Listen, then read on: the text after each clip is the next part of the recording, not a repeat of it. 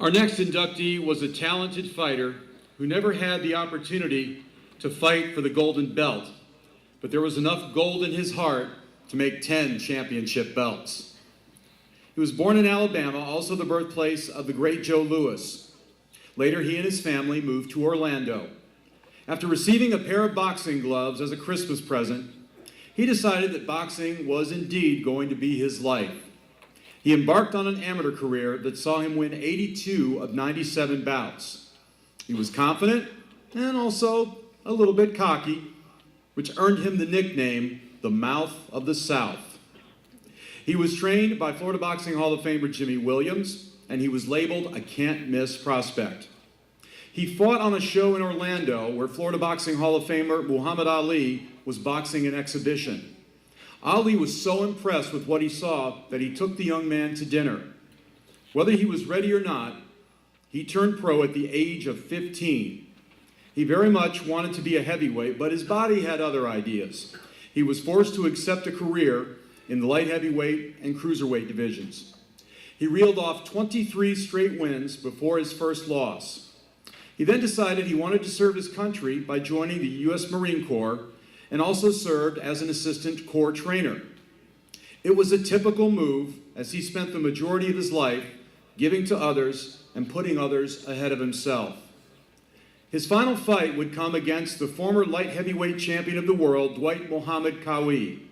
He fought bravely, giving a good account of himself before losing a 10-round decision. He stepped out of boxing with a final pro record of 41 wins, 11 losses, 1 draw, 26 wins by way of knockout.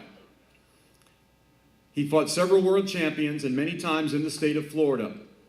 He would work as a landscaper before he was tragically murdered in Jacksonville in 1999 at the age of 38. All the more tragic is that the case went cold and the murder has never been solved. Even though he never fought for a world title, he always entertained the fans who came to see him fight.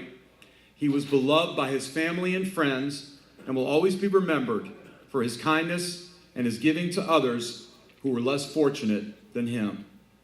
Ladies and gentlemen, please join me in welcoming to the Florida Boxing Hall of Fame class of 2014, former light heavyweight contender, the late James Salerno.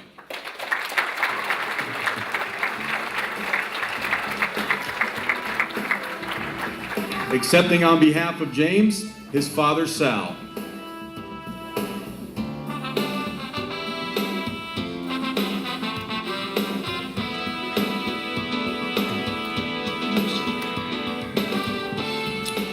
Good afternoon, everyone. I'm here on behalf of my son, James, who actually was my superhero. And I also want to thank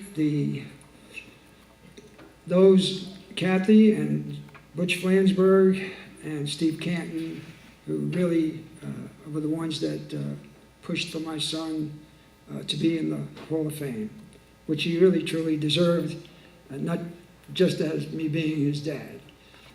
All those who knew James, pretty much, that I've talked to since I've been here and came up to me, they just all loved my son. And just like Butch just said, he was the most kindest, giving person in the world. He was never out to hurt anybody. He tried to make you laugh. He always was happy around everyone.